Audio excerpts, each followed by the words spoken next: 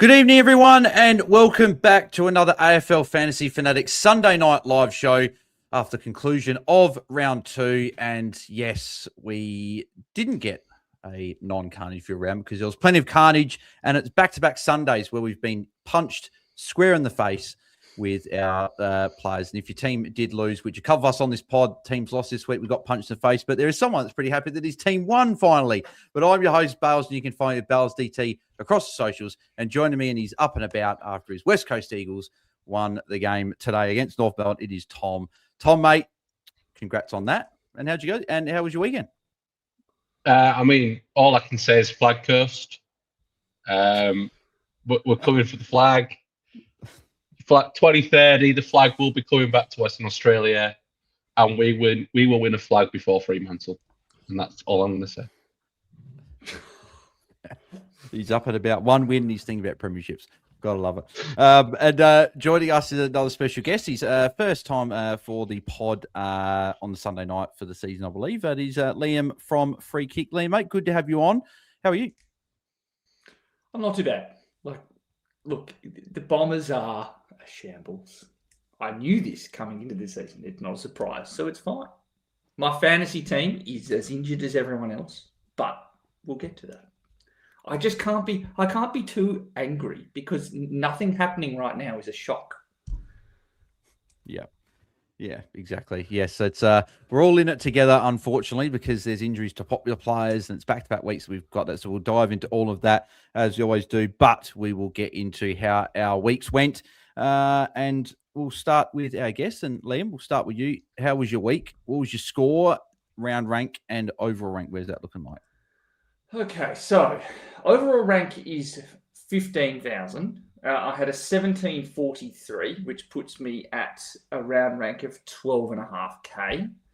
Trades for the week were Xavier Lindsay to Milan Murdoch, and then Errol Goulden across to D1 this year in Lockie Ash, which, good. Given the premium injuries that we have copped so far this week, not hating the fact that I only banked 470K. Yeah, exactly, because we'll talk about, obviously, a lot of people had well in excess of $1 million, and I would have had that, but a late pivot with my trades meant I didn't have $1 million. But yes, that could be a bit of an issue, particularly this week with some premium injuries. Tom, how'd you score? What was your round rank and over rank?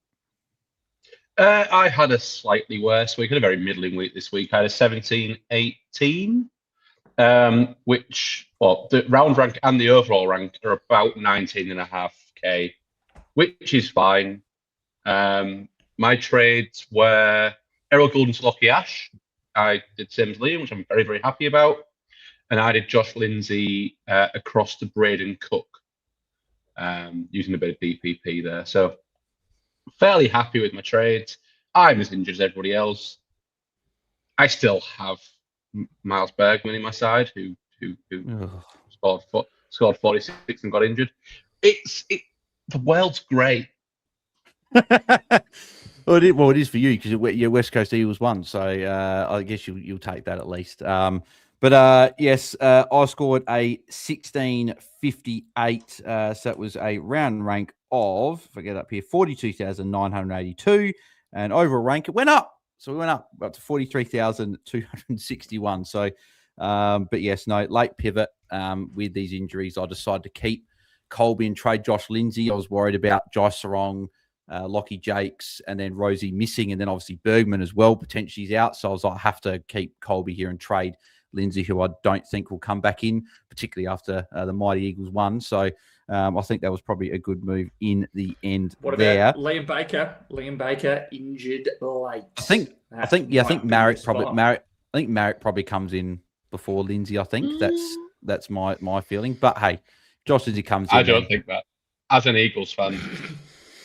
Oh, yeah. Well, maybe not an Eagles fan, right? But you'd probably say that he probably comes in. But at the end of the day, it doesn't matter because, it's been a shit start to the year. Plus and minus threes. Liam, who gets those for you this week? Oh, who do you reckon, Bales? Given who I traded in, who do you reckon gets the +3? Lockie Whitfield? For not stealing as much ball. No. Lockie Whitfield for losing a step. That's who gets my +3, because Lockie Ash 137 is bellissimo. Yeah, exactly. No, it's nicely done. -3 then. That might be a bit more difficult to. Now -3. Brad Scott. I was complaining about this on the little chat we were having before the podcast starts for the game plan that we've got this year that just eschews all concept of marking the ball. We've just suddenly decided that we're going to play the same game plan as the Western Bulldogs without any of the defensive pressure once the ball gets over halfway. So we had 9 marks in the third quarter, and we allowed a team high ever marks in 161, 162 to Port Adelaide. That means players like Lockie Blackiston, terrible. Darcy Parish, grim. Archie Roberts had to scrape his way to a passable 86, including a massive last quarter to be able to do it, because we just don't take marks anymore. So it's a -3 to Brad Scott because he's just killing so many players that were popular this year. Yeah, exactly. It's been a tough start to the season for the Bombers. Tom, who's your plus and -3? My +3 has to go to Jack Steele. 138. I knew I should have gone to me first. You just stole it. But anyway, I'm just doing players I've got. Jack Steele. It was prime 2021 Jack Steele. It was tackling. It was taking marks. It was being the only midfielder worth his salt in that Melbourne midfield. Him and Gawn and Lever kind of kept that game moderately respectable for Melbourne. I was super, super impressed, and I'm so happy that I don't have to deal with him this week. So I've got other things to deal with, as most coaches do. My -3, I mentioned him already today, Miles Bergman. Like, I understand different roles. I understand that not everyone in the back six can get in on the chippy, and so has to play higher, and that creates the space and all that real footy rubbish. Lead into a space at some point in your life. They were looking for 15-metre kicks for literally all game, because the game was done after about 5 minutes. Lead into a space, please. And then to 46 with a goal is just putrid. I don't understand. He must be injured. He must be something, or he must be under conditioned, or just something wrong. And then he went off injured at the end. He is my biggest issue this week, and I have two other injured players. Because if he plays next week, I think I'll be holding the injured player over him. That's how annoyed I am. He's got to go, and I don't know. Again, this saying may have been coined, right? But I'm going to twist it top. Obviously, Dossie with his observable thirst, right? But I'm going to twist it a little bit. Bergman has to be the most observable, quenched player that I've seen. There is just no thirst. Like, he just doesn't want the ball. Just doesn't want the ball. He only gets it if he's like, no one is completely around him. He's the most obvious target. But yeah, it is. It's not a good watch. But yeah, my +3, it would have gone to Jack Steele there. But seeing as though Tom took Jack Steele, I'll go. Honourable mention to Harry Sheezer coming home with the captaincy for a 128, just doing his thing, going on nicely. Well, I will give it to Zach Butters, 144, top scoring player, second top scoring player of the round, but top scorer player in my own team. Going Rosie VC over him hurt a little bit, particularly when Rosie went off and he was going along really nicely. But yeah, Butters just went about his thing and did it, and was fantastic there. -3, it would have gone to Bergman. Who's this going to go to? There's a lot of issues, a lot of average players. Who am I going to give it to? I'm stumped. I don't know who to give it to. I would have given it to Bergman as well, but I'll go Blackiston, Lockie Blackiston, 44. I was hoping for a little bit more than 44, but he is a cheaper player. But yeah, disappointing. A lot of disappointing rookie scores besides a few of those guys in the last game from the Eagles. Content Creators Cup, so proudly brought to you by Infinite Wealth. Make sure you guys do head to infinitewealth.com.au/AFL Fantasy, and I'm sure Guesty has got some goodies there for you. But some of the matchups this week in the Content Creators Cup. So I'm very glad that banking a lot of money and I was still able to get a win. So I was able to beat Vams there, 16.58 to 16.15. So good to get on the board for the first win for myself of the season. Jordox, who I believe was the top scoring coach in the Content Creators Cut this week. So shout out to Jordox. 17.33 beat Louis there, 16.43. Tom, your matchup's up next. How'd you go against Luke from the Ball Boys? Yeah, we had the Content Creators Cup had an absolute stinker this week, I will say. I was one of the lowest scorers in my home league, and I'm like the third top scorer of the Content Creators Cup. I had a nice win to complete the Ball Boys double over Luke, 17-18 to 17-09. They're starting off the season well, showing that we are a superior podcast and the superior live streams. Oh, jeez. It's shots being thrown there. I'm in a great mood.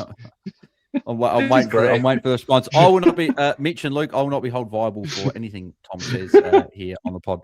DC or liable either. Or yes, liable liable. either. Exactly. That's right. That was the word I was looking for as well. DC got the job done over Holmesy there, 17.07 to 16.51. Mitch got a close win over Guesty, 16.90 to 16.82. Minimunk got the job done over DT Lemon, 16.30 to 15.78. Nathan got the job done over MJ, 16.72 to 16.51. Jordy, who had a very good week, and I believe he was the second top scorer in the Content Creators Cup, 17.27 beat Jep, 16.67. And the final two matchups, Jake, 16.86 beat Muhammad, the 20th coach, 16.45, and Taezer got the job done over Harmy, 16.99 to 16.74.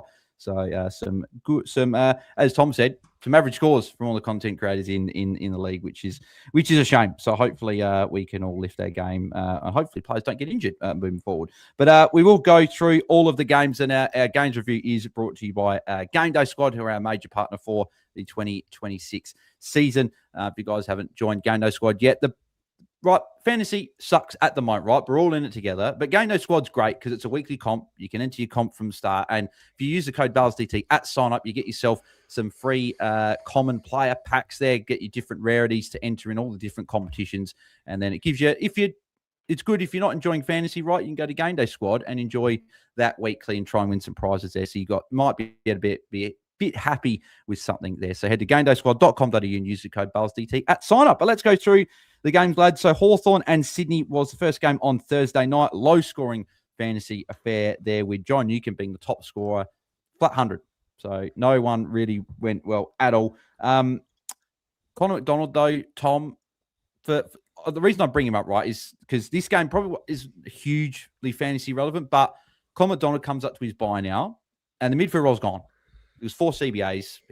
He's not getting the midfield time that we were hoping for. He scored fairly well still, but very well. Because, like, again, we're probably not going to be able to trade, right? But for those lucky coaches that maybe don't have an injured premium this week, can Connor McDonald go on his bye, seeing as though he doesn't have the role? Keeping in mind, obviously, a lot of people will probably have to hold. No, he's doing all right. Why would you trade someone who's averaging 84 priced in the low 70s? I think that's fine. He's fine. I mean, everyone's got Petrarca. The role's just not there. But everyone's got Petrarca, so you're going to... We don't trade Brian Myers, right? We don't trade Brian Myers when he doesn't get CBAs. That's the type of role that he's playing right now. It's fine. It's if he starts sitting deeper and closer to goal, then you start to get worried and he pops a few 60s in a row. But priority of trades, this is... he's down the bottom. Yeah. Hawthorn are playing great football for him to score, and we've already seen... And if you wanted to get something good, not from his scoring, but from someone else, Jack Given had 4 touches in the first half. And so what did Sam Mitchell do? He throws him behind every stoppage. He has 20 or something disposals in the second half. He's willing to move players around to get them more of the ball if it feels like they're not having impact. I wouldn't be touching Connor McDonald right now. I think we've all got Petrarca anyway, so if you're going to trade a round 3, 5, 4, it's Petrarca. Both might stay for me though, so that's a holiday. Yeah. Brody Grundy, very quiet first half, Liam. Got going majorly in the second half, got himself to 88 in a low scoring game, and he was the third top scorer for City, if I'm not mistaken. What are your thoughts with him maybe as a potential option for those that maybe have got, say, Vicentini on the bench? there maybe round 4 when he's got the Eagles. Obviously, we'll talk about Tristan Sherry, Max Gawn later on. They both had some big scores. Is Brodie Grundy behind those two for you at the moment? Where's he sort of sit in terms of maybe priority to if you're looking for a rut train in a couple of weeks? He's probably close to priority, given how much his score is going to drop. His price is going to drop because he had such a bad score in round 1. He's gone 23, 22, 37 in his second through fourth quarters. He's extremely high because of the price that he will be in 3 weeks. Yeah, he's got a really pretty nasty run. He's got Wits, GWS will be absolutely fine, then English, and then Max, and then it opens right up. And that's the point I'm looking to jump on and let his price drop. If you've got him, you're holding him, you've chosen him as your premium rook. It's unfortunately you may have got the wrong side of that one, but you're not. You're keeping him. He's not a priority.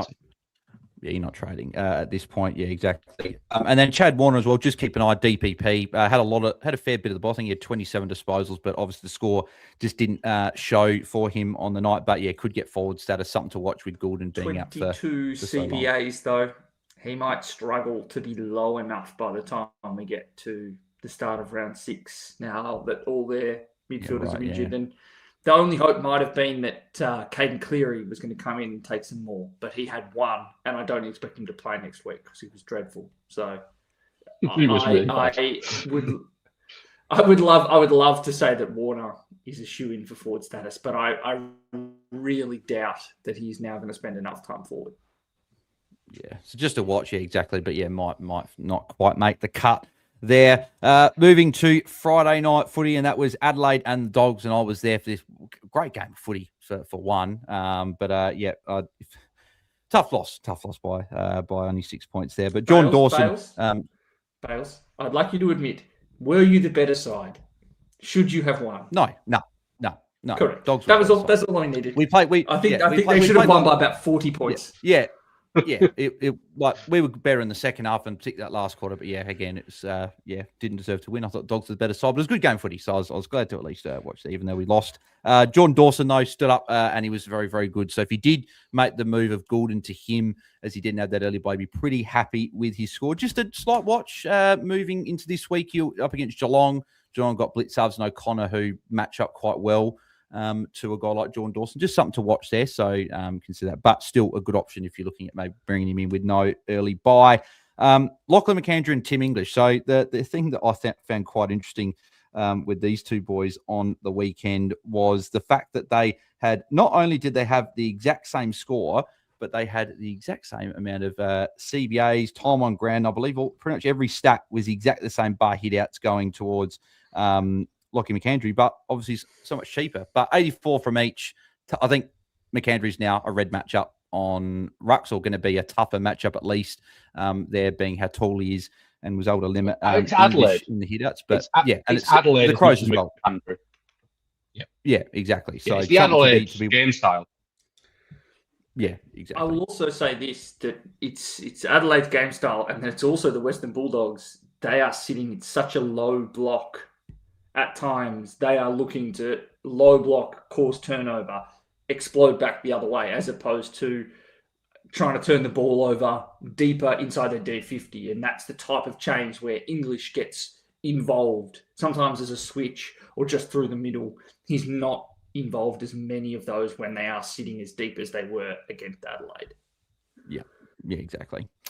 Lockie Jakes, I think we can lock him on the field. Obviously, not this week's, he's on the bye, but moving forward, D6 leading there. He's a very, very good footballer, and Doggies have found another one yet again. Josh Rochelle, 70. People are going to look at that and go, that was a bit unders. He's obviously CBA's took a little tiny sort of decrease there with Rankin back, but still, I think the big thing for him there was 5 frees against was the big thing there. I think there was also a time when he marked the ball about a second after the siren went, so that could have been maybe some extra points there. So I think he's fine moving forward, and I wouldn't be shocked that to start the game. I know what you boys think, but I thought at the start he looked very lethargic, very slow, and I thought, is he maybe got a bit of what Hugh Bond's got, maybe a bit of illness, but he looked good towards the end of the game. So maybe he didn't. Maybe it was just a very, very slow start from him, but he is fine there. Connor Buderick was started on fire, but then did quiet down in the second half. I think he had about a 20-odd point second half, but I think with all the issues, we're holding him through the bye. And Braden Cook, I know a lot of Crows fans said he played well. I thought he was quiet. And again, a bit like Berman, doesn't really demand the ball as much being on that wing, which would be good to get an extra few kicks. But he did get burnt a fair bit here as well, along with Wayne Miller, who also got burnt a lot there, just a 74 for Miller.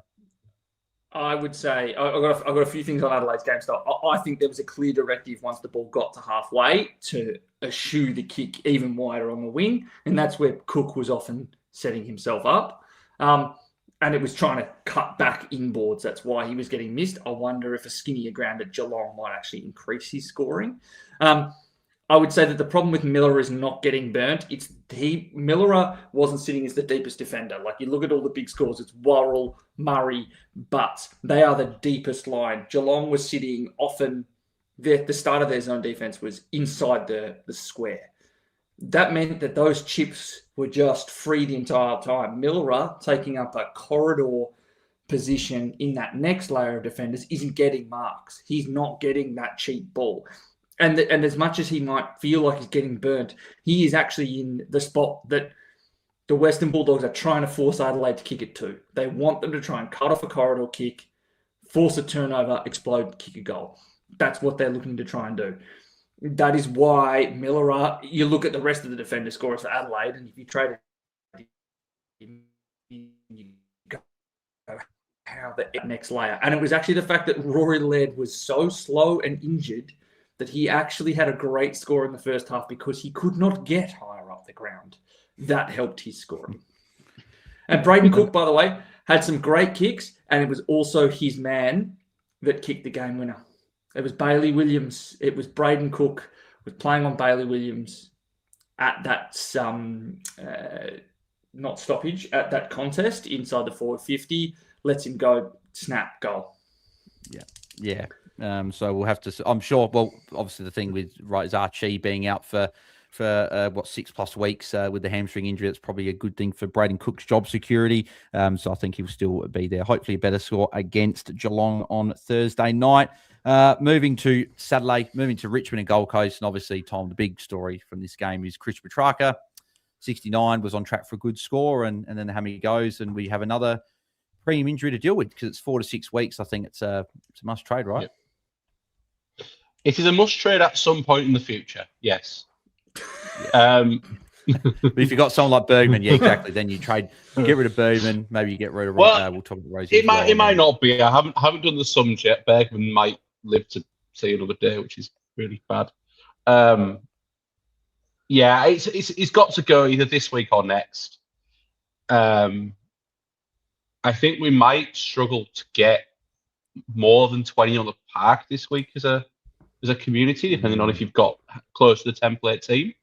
So whichever way you can get the best 20 on the park and get the best players in, which aren't necessarily the most expensive, but the players you want to get in, whether that be good value, leading to cash gen, or the premiums you want to get in, you're trying to get to the point where that's the case. So you might be able to trade your premium and a mid-pricer, or it might have to be 2 premiums to get that. And according to Will Byte in the chat, lockout's lifted.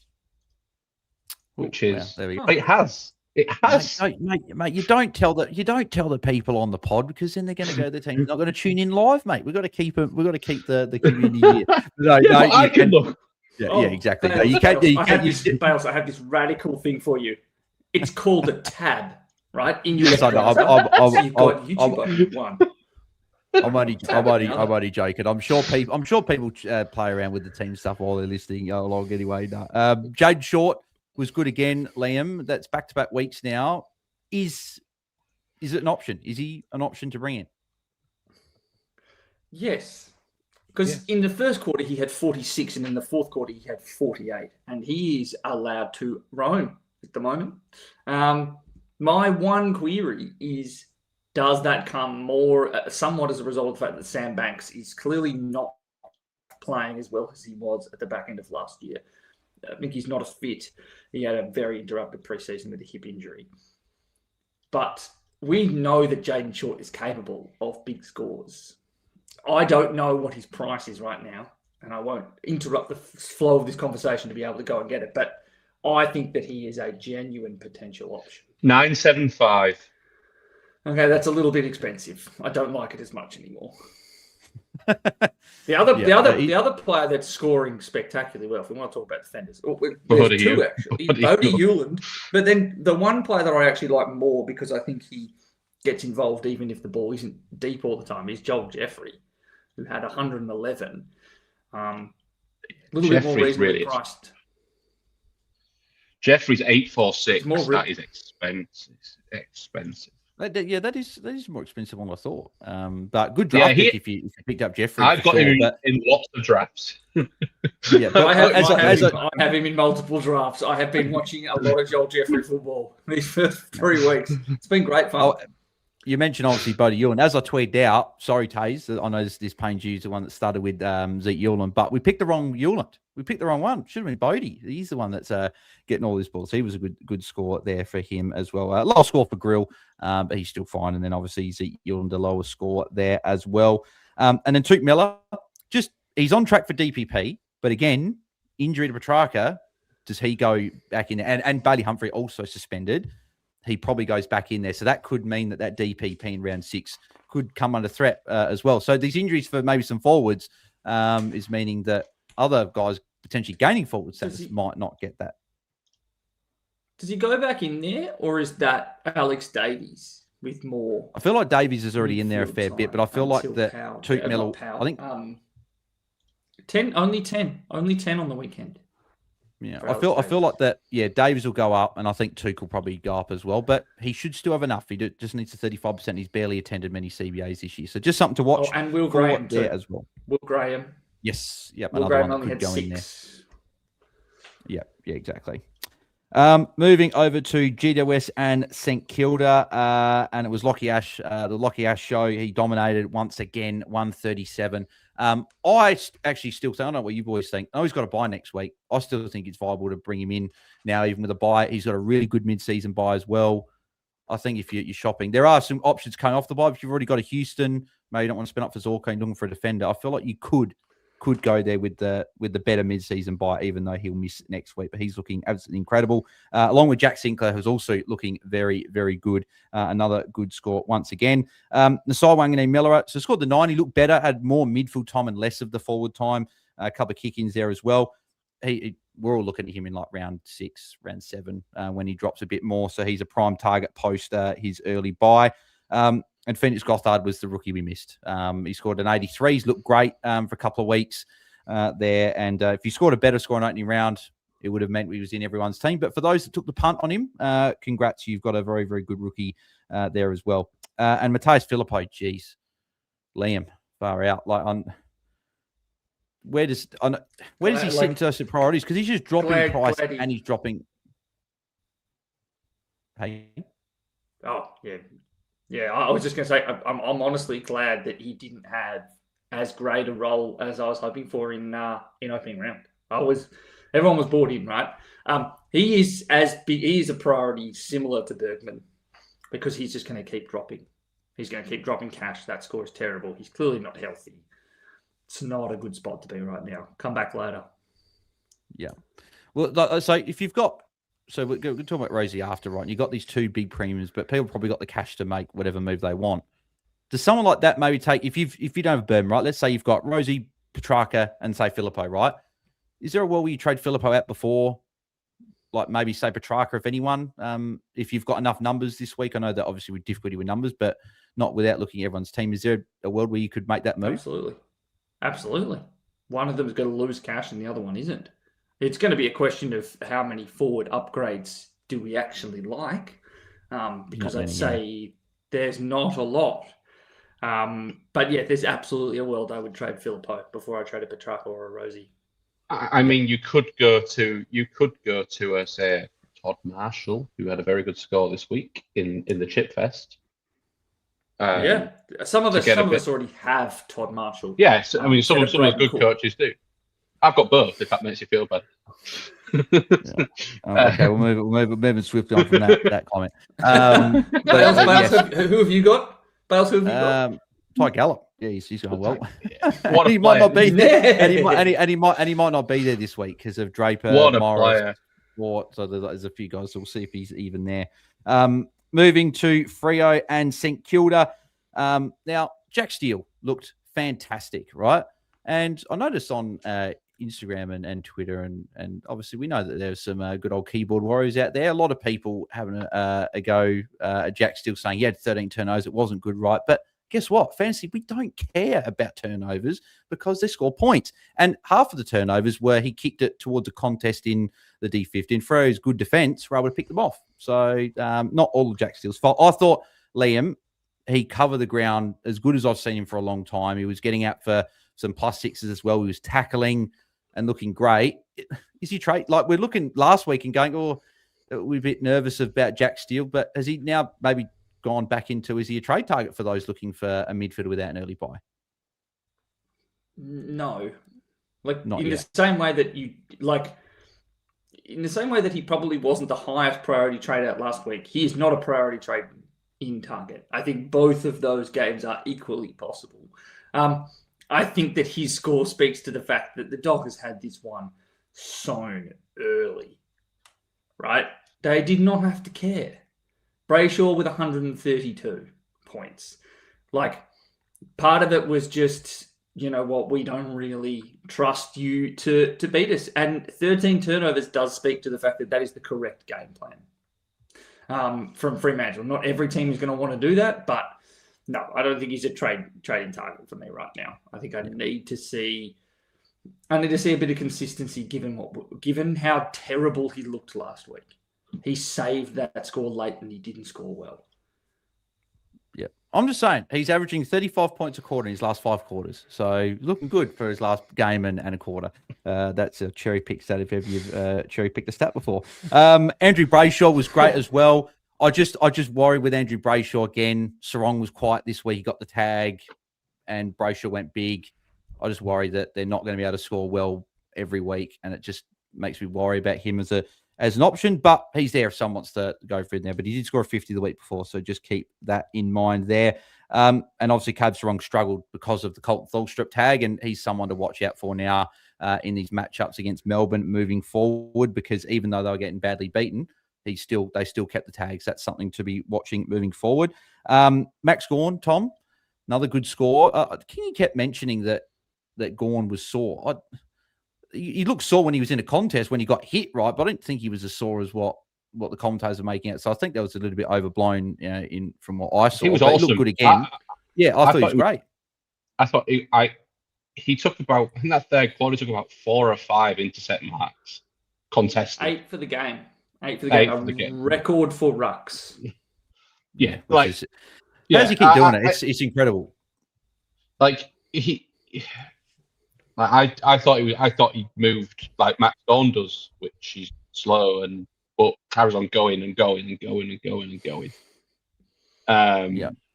So if you've got Gawn, absolutely elite. I don't think I'll be making a ruck trade now. So because I think McAndrew is absolutely fine at R2. Yeah, exactly. Something that you could definitely look at in round 4. If you want to go Visitini up and put McAndrew on the bench, if we've got that luxury, because we haven't had that luxury so far this season to make trades that we'd like to do. So something to watch. B was incredible. Caleb Windsor, far out. This is the worry that it's just complete impact there. And Liam, we chatted about him on the head-to-head in the preseason. This was your concern. You said that you like his role, but can he be this guy that racks up these marks and tackles? And it's just not the case. Again, does he fall in the same category as, say, a Filippo? If he can make a move with him, he can go, but he's probably likely for a lot of people just got to stay there for another week. Who are they playing this week? They're playing against the Blues. Like it's borderline. It is an okay matchup. I think there will be the space for him to survive when the ball pings from end to end. But Caleb Windsor is just an impact only player, and like he can barely make a tackle unless it comes like pre-assembled. Yeah, exactly. It's he's just not getting those marks, all those tackles there. So, which is a shame for those that have him there. Moving over to the Sunday games and Port Adelaide versus Essendon. there. Zach Butters, incredible. Tom, for those that didn't start, he's in a lot of teams, but is he someone that you'd be looking at as a trade from if you've got the DP flexibility to bring in a midfield this week? I mean, he had the absolute freedom of Adelaide Oval. I think Archie Roberts tried to go with him at the start of the first quarter. He did, yeah. But I think Redmond went down, and maybe was it Durham? Okay, yeah. Someone tried to go with him and did an absolutely average job, and then an injury moved things around, and then he dropped that, and then he just feasted. I mean, they've got West Coast and Richmond in the next 2 games. I think I want Zach Butters for those 2 games. He went off once Rosie went down. That was the main thing. He was 27 and 26 points first 2 quarters. Like, it wasn't a complete domination the entire time, but 47 and 44. And I reckon, how many marks do we reckon he was taking? He sat in that back pocket in that 3rd quarter and got about 4 marks, 4 plus 6s. Like, it was, it cost me a couple of matchups due to the captaincy overshoot. Like the one thing to be watching with Butters though is with Rosie out, he's the obvious number one. I think he was already number 1 tagged up Port anyway, but you could have had a conversation. Whereas I think now it's obvious stuff. Teams do look to. The Hornet. I think it was good. He can go forward. Yeah, I feel like Butters is the one they try and tag more. The Eagles have no one. The Eagles have no one who can go with him, and we've just let Harry Sheasel do whatever he wanted, and we won. So I don't think it's going to be a hard tag for the Eagles. Richmond do not tag. St Kilda have like Hugo Garcia going to stand with him. Maybe that's not the one. Maybe Windy, but I think he'll just run Windy off the side of the. I think it's Windy. Windy goes to Horn Francis. Windy goes to Horn Francis, and then you send Garcia to Butters. You can follow him into the forward. So that's the next 3 games anyway. I think you're just going to want Butters because I think he's the obvious captain the next 2 weeks. Yeah, or vice captain. I know West Coast don't tag, but I just wonder if they remember that preseason game and letting him do it as he pleased and go, let's make sure he doesn't beat us and do that. So just something to watch. But yeah, I think he's going to be hyping the captains again this week. Miles Bergman, ankle injury. I think that Tom, you said it best in our group chat. I think it's just a good excuse. I think he'll play as well. I think it's one of those ankle injuries where if it was strapped up, it did strap it up and bring him back on if there was a need. I think he plays next week. For that reason, I kind of want to get off and not hemorrhage more and more cash. And I think I agree as well. That's where I'm leaning to there. Connor Rosie, obviously the big story here. We're like, is it a hyperextension of the knee? Is it a hamstring? Is it a quad? We're like, what's going on here? And then we heard after Rosie spoke with Aaron Phillips after as well. I think he's also spoke to Kelly Underwood as they're walking off, and sounds like a high tendon hamstring injury. So that's going to potentially, that's like surgery stuff. That's 2+ months on the sideline. So it's a big loss for Port, and is owned in every single side pretty much there, along with Petrarca. So we've probably got those 2 to deal with, and then you might have another few issues if you're certainly like us. Jack Watkins, though, Tom, impressive. 95. I think people probably just got 50 points in the last quarter. So he's able to do what he wanted in last quarter. He had a lot, but he had a bump in midfield, Tom, obviously with Rosie off. It's just, I guess, hard for those coaches that bank cash last week, and most people did, to then go another rookie again. But what are your thoughts if people are going for a rookie this week? Is he the obvious sort of one that's... If you're going absolute rookie price, he's, to me, the obvious one. His role's not going to be as great as it was in that last quarter because he was there. Well, just because he was there due to an injury. So he's a M10 option, or even a M11 option. But he's got that price baked in now. He's going to make plenty of cash. And his job security, I think, is pretty good, especially with Rosie out. That whole worry about Wines coming back in makes 0 difference because Wines just Rosie. Just a swap there as well. So one thing to watch. But Tom, you put this man on in our group chat asking about him. And I want to ask Liam, being the Bombers man. Yes, I do. I want to ask Liam. Zach Johnson is my. Zach Johnson is a good footballer. And you said this. We spoke to you last year about Jack Johnson. You said just keep him on the watch list moving forward. He's someone that might not just be a rookie for us this year. He could be an option moving forward, and didn't know if it'd be this early, but with Redmond out, what are your thoughts of him as an option? I think he's definitely an option. The problem we've got is the Bombers' game plan. Like, I already complained about it, but we are just hemorrhaging the ball and not looking to possess it whatsoever. I think at one point in the third quarter, where I think at that point it was maybe 2 goals to us, 2 goals to Port Adelaide, we'd had like maybe 30% time in possession, and Port Adelaide were like 51, 52%. And you combine that with the fact that we're not taking any marks. It is just, it's a dreadful fantasy game plan right now. We scored 1,200 and something points, like maybe like 1,290, and allowed 1,900. That's 2 weeks in a row. I cannot trust a single thing about this Bombers game plan at the moment. There are no easy points whatsoever. And the other disadvantage is just the volume of different guys that take kick-ins. And there's 5 who took kick-ins today, and one of those is Redmond. But then it's Pryor 4, Johnson 3, Reed 3, and McGrath also took 1. Yes, it seems a little bit like the Crows in a way. It's just whoever's closest. Ridley might have back. Ridley. He was 1 week on the. I'm being very selfish in the fact that I am the only human with no cash in the bank. If Farrow comes in, then I'm just going to do Beckham to Farrow and we'll deal with it. But I don't have cash in the bank. Yeah, it's a rookie to put on the watch list. Jacob Farrow, who was obviously. I need defenders this week, which is unfortunate. Yeah, so someone to watch. Farrow might come in for his debut. He had a pretty good game, I think, in the VFL and scored over 100. So one to watch there. West Coast North Melbourne, the final game of the round. It's a really good game of footy to watch, actually. A bit spicy as well. Harley Reid in the centre of it, which is probably no surprise to Betty. But Trista Sherry, we may have overthought in a way, but the ruck rules weren't looking great for Sherry. But obviously this week just went absolutely nuts there with a 150 plus and looked great. And now he comes up against Lockie Blackiston next week, so it's going to be another bloodbath. Cherry's going to go awesome once again. It's not Bales. It's not. The problem isn't that the Bombers aren't going to force any stoppages for Tristan Cherry to have tackles. It doesn't matter. It's because they go up against West Coast, who play actually a very similar game style. Like, it is a very similar way to the way that North Melbourne want to play.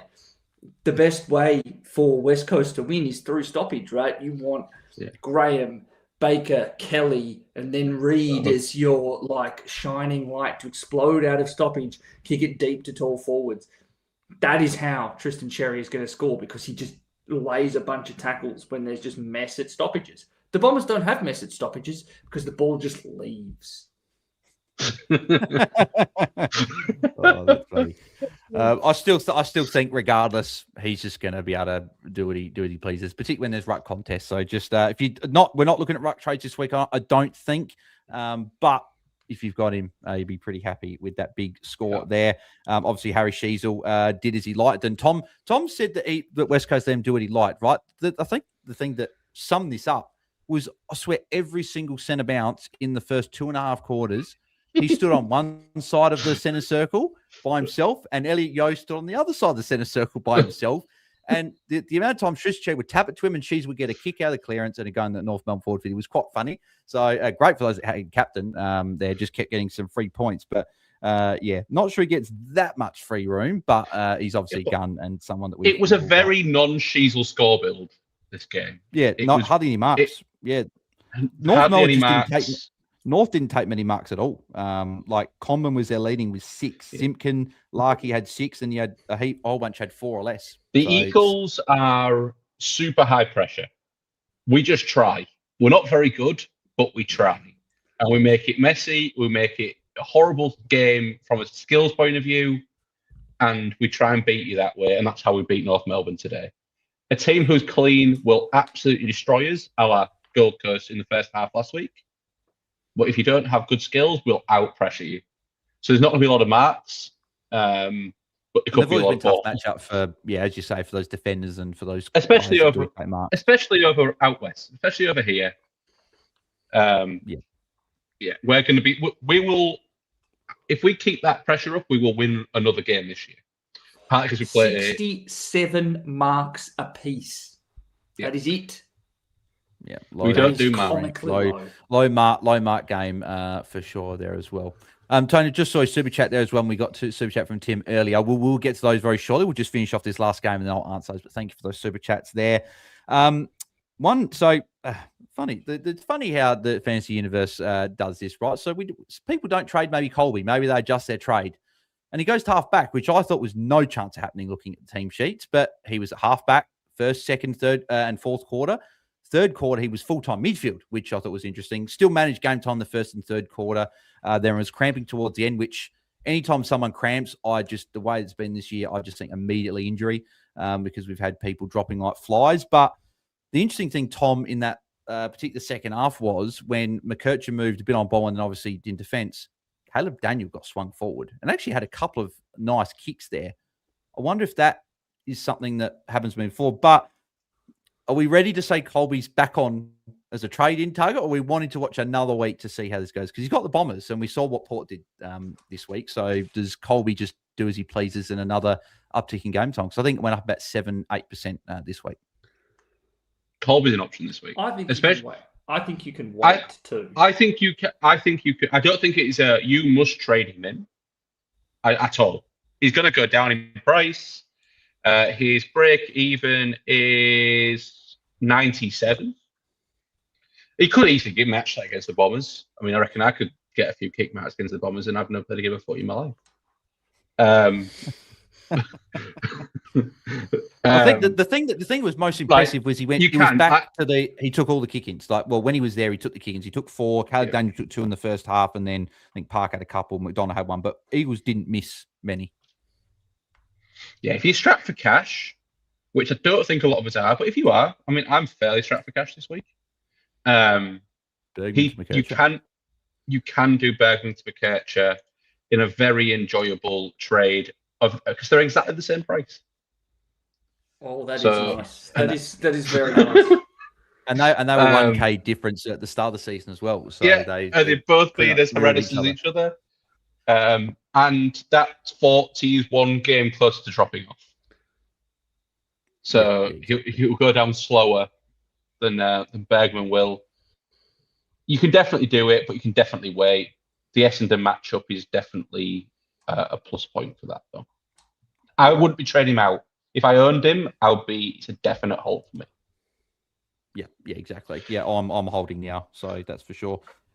West Coast Eagles rookies, just again, got it done once again. You had Devon Robertson with another 90. This week he did it with touches and not as many tackles, which was good to see. It's good to see him be able to get the ball and not have to rely on those tackles moving forwards. He'll be our F6 for a fair while there. Milan Murdoch got another great pickup by the Eagles. You sort of think, how has this guy gone through a number of drafts not being picked? I know he's a smaller guy in terms of height, but hang on.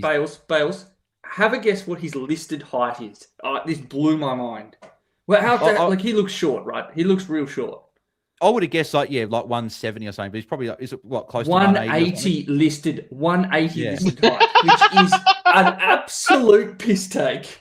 If he's 180 centimeters tall, I am 6'9". I swear he's the same height. I swear I saw him next to Caleb Daniel at one point. They were the same height, and Caleb Daniel's 168, 170, something like that. I would say he's maybe 174. Is my guess. There is not a world he is 180 centimeters. Completely fantasy irrelevant, but I laughed so hard when I saw that because that is taking the piss. Yeah. Oh, yeah. Regardless, he's just very, very good footballer. Another 88. And if you didn't jump on last week, this is probably last week coming up to jump on if you're looking for a downgrade because he's making cash at a very, very quick rate. But you've missed out on about 100K or so that he's made this week alone. And then Willem Dersma jumped up a little bit late, got a few plus. He cost me a matchup in my home league. I don't know how Willem Dersma and that. I don't know what he scored in that final quarter, but it was a lot 36 of just junk. Sorry. Just junk. And for everyone who owns him, worked really well done. He's going to be great. I love he's got skills. He has a long boot, and the Eagles like to put the ball in his hand. Dev Rob is a butcherer, whereas Willem Desmond actually got some kicking ability. Or a butcher, even. Doesn't even need to. He's not a butcherer. He's just a butcher. Just a butcher. He butchers the ball anyway. No, and just one thing about Dev Rob. He will have a down game at some point. It is a wing centre bounce role with some forward time, not that much. It is only about mid 40% CBAs. It's same last week, same this week. Tim Kelly came in and actually gave us something in that centre bounce. So I can see a world where his CBA count goes up a little bit, and Dev Rob might be one of the absolute plethora of people we run through there to drop a little bit. Just as a little note, don't be expecting to average 90. But he's still absolutely fine. Just leave him there at F6, and he's going to continue to do his thing. And Tom McCarthy was one as well that he saved his score as well. He scored 45 points in last quarter, score of 76. That was looking like an all-time stinker. But yes, midfield time is looking well and truly gone. Yeah, it's dried up. It's like Reed, Graham, Kelly, Yo, Dev Rob. Then you had Bo Allen. Oh no, he had zero CBAs. McCarthy thought he had a couple, but no, he had zero. So. Yeah, I don't think. To be fair, I actually think for him, CBAs might not be the best thing for him. I actually probably prefer him off half if he's an attacking halfback, purely because I just don't know with that. I just don't ever think he'll be a hit to target. It's Harley or Elliot Yeo. I think the problem though is that in games against more skilled oppositions, the battering ram midfield will get carved because Jack Graham is not a scalpel. Harley Reid is a sledgehammer with 2 brain cells, and Elliot Yeo that's ambitious. Scalpel-like tendencies half a decade ago. He's not that type of player anymore. No, he's not. I think there is going to be games against not North Melbourne where you will want the precision instrument that is his kicking, McCarthy. I think that it's too difficult from a fantasy perspective to trade into now. It's going to be probably a bit of an up and down ride if you were a draft owner. I do think, though, that this midfield balance is going to continue to shift, if only because I don't think that these older Eagles mids are going to stay healthy. Yeah, it's only a matter of time. Yeah. Mm-hmm. That's the games. So we'll do a few super chats and we'll just chat a couple of options for what we're looking at there. So hopefully that answers a heap of your questions because that's everyone's asking who do we bring in for Rosie, Petrarca, Bergman if you're trading him, Goulden if you held from last week, whoever you've got premium injured, you're looking at retrading them. But Tim Ashworth's got a super chat. Thank you, mate. He's saying who to trade out. So he's got Rosie, Petrarca, Blackiston, Parrish, Lindsay, and Zizi. So I think we've just got I think it's just you're trading out Rosie, Petrarca. I don't think you're trading Parrish. No, we didn't chat about him, but 68. I thought in the first half he was the only Essendon midfielder. It looked like getting a clearance. He's still not the quickest in the world, but he's going to struggle with Essendon can't get the ball.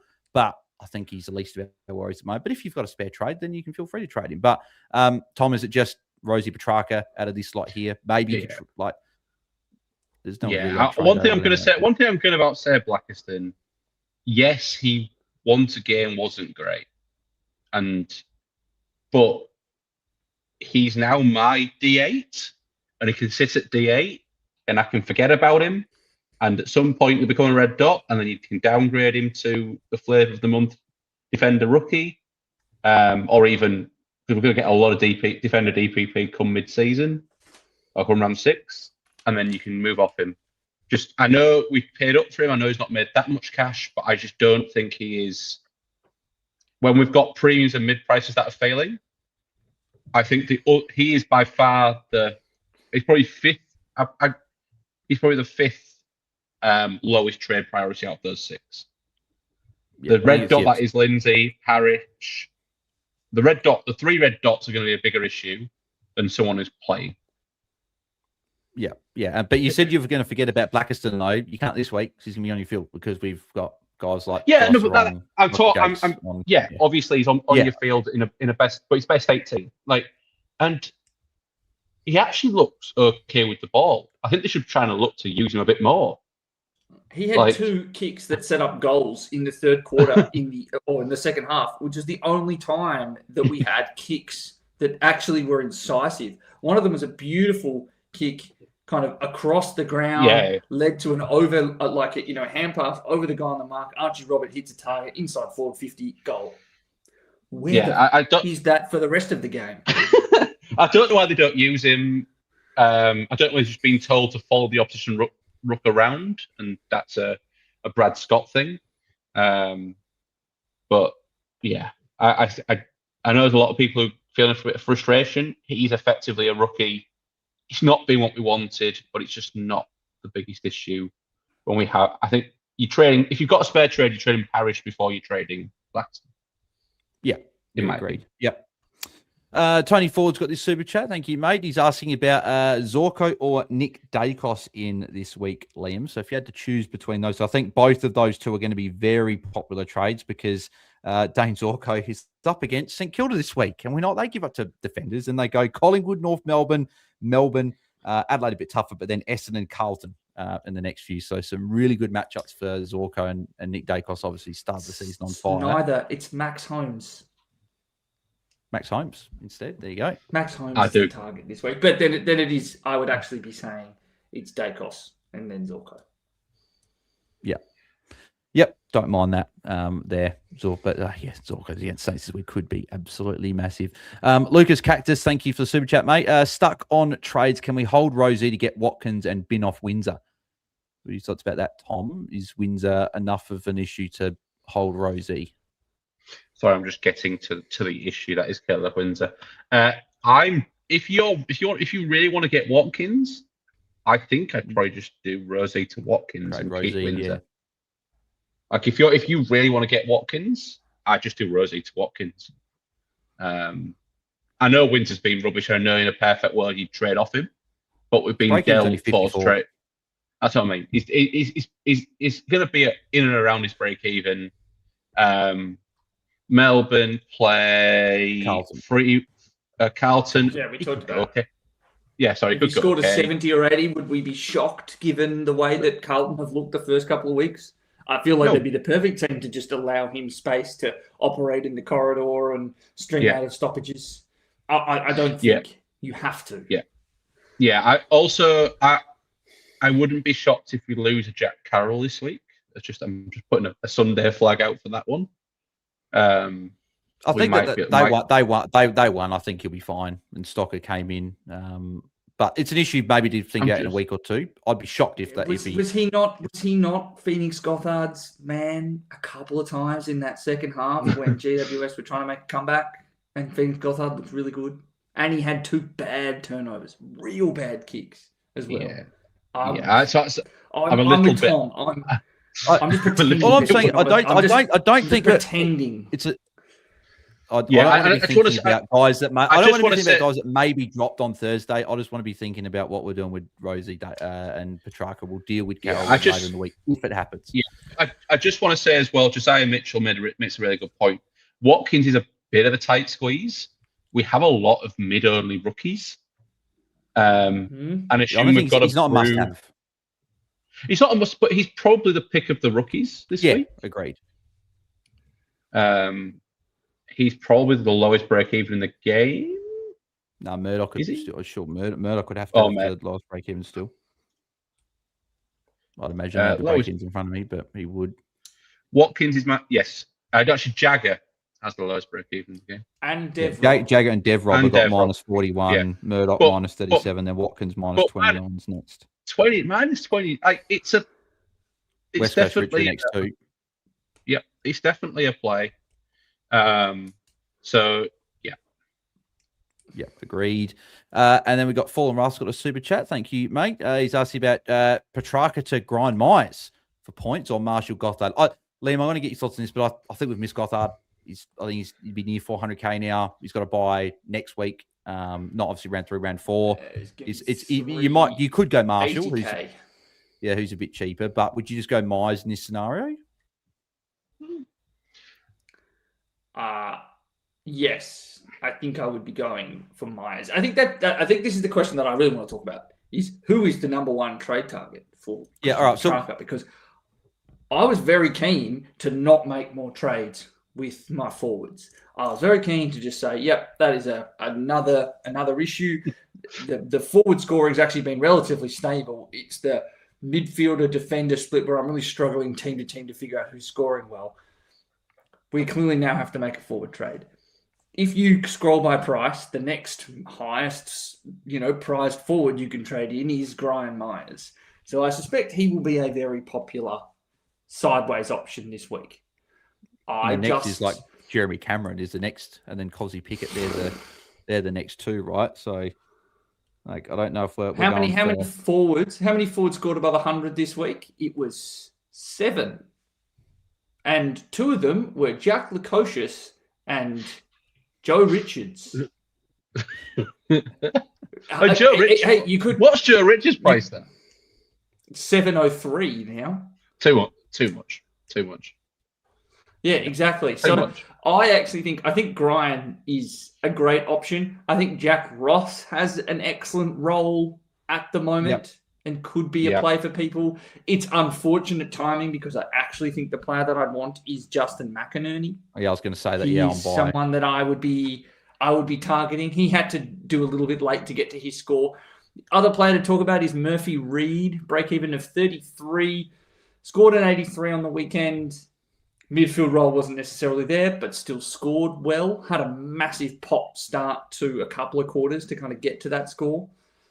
Brad Hill, again, he has a buy in a little bit, but he's playing off halfback and has 89, 110, and 84. If you have taken him in like the back end of some draft, you are absolutely flying. I took him in the slider survivor draft back end, so he's gone along quite nicely. There, yeah. I feel like I'm if you brought in Cook last week for a mid-price and you have a forward and utility, I'm partly almost thinking, do you just leave Petrarca there for a week and deal with other positions, or trade Petrarca and then put Cook on field for the week and grab a forward next week? But Brian Myers is the one that probably stands out the most there as the one that we think will be top 6 and is consistent there. If we go to midfield targets, again, we have a few guys on buy this week, but obviously we do have a few that are coming off the buy, obviously being Nick Dacos, Bailey Smith, Max Holmes, Josh Dunkley, a few other options, obviously. And we've got guys like Zach Butters, Jack Steele, Jordan Dawson, guys like that haven't got a buy. Tom, where like Dacos is expensive, but do we just pay up there? Would you go for one of the others? I know Liam said he likes Max Holmes there as an option. I also like Max Holmes. I'm not a huge and we're fan. on a heater right now for trades, by the way. Yeah, one week in, we are killing it. Yeah, exactly. So my trades did quite well last week. So I don't like paying 115 for players. And yeah, that's just my thought. I don't like paying 115 for players. I do think Dacos especially is guaranteed to be top 6, top 4 in the line. I think that the game styles in general really suit him and his outside transition ball. Zorko has been amazing. He looks like no sign of slowing down. I just worry you get a few weeks into the year that I worry a little bit whether he can keep it up. And paying 118 for him feels like a lot. And then you might get to next week and you've got like a Parish and to deal with. And so, I really wish I saved 200k so I could just get Parish up to the guy I want. So that it's all good paying up now, but we do have future trades to think about. Given I can never say no to someone just locking in absolute guns. I mean, I did bring in a Lockie Ash priced over $1 million this week, so I don't want to be too much. But he was cheaper. He was cheaper than some of the other options. Yeah, that's just cheaper than a lot of these players that people are kind of thinking about. Dacos 1.18, Zorko 1.13. BAILSDT 1.17. These are in a different stratosphere right now. Yeah, and Holmes' next 4 are fine. Adelaide I isn't would say Josh ideal. Dacos is the other player to talk about that we haven't Yes, mentioned. yep. He's another player Yeah. I would love to be trading in right now if you've got the DPP flexibility to do so. Yeah, It's just so whether I you think- want to double up on the Collingwood back 6. But if you want to, that's absolutely fine. The highest scoring back 6 in the competition right now. So, oh no. Oh, I feel dreadful. Oh dear, I've got a player from a high scoring team in a high scoring role. Oh, it's dreadful. Yeah. True. There's heaps of options for sure. But we will wrap up there. Apologies we couldn't get to every question. Hopefully we talked through a few options. There's a lot of people in the same boat this week. And obviously we'll be back on Tuesday night for our Q&A to answer a heap more of your questions. We'll have another 48 hours or less to be able to sort of look at all these options and be able to digest what we're going to be looking at doing this upcoming week. But obviously lockout lifted, so probably don't know exactly what our trades are. But Liam, if your trades had to be made now, what are you currently looking at doing? Let's bring in Max Holmes and Brian Myers and not think about it too much. Yeah, that's fair. Tom, what are you looking at doing? I can do something like Bergman and Rosie holding Petrarca, which isn't ideal, but Bergman's annoying with to Josh Dacos and Colby McKercher. Yep, don't mind that. If I had to make mine now, it'd be Birdman to grind Myers. I think I got DVP to make that happen. And then go, or if it had to be Petrarca, that'd be fine. Then go one of Rosie or Bergman to would be Nick Dacos, Dane Zorko, Max Holmes. One of these guys I'm looking at. Pick one. I don't know what I'm doing. I'll go Nick Dacos because I want.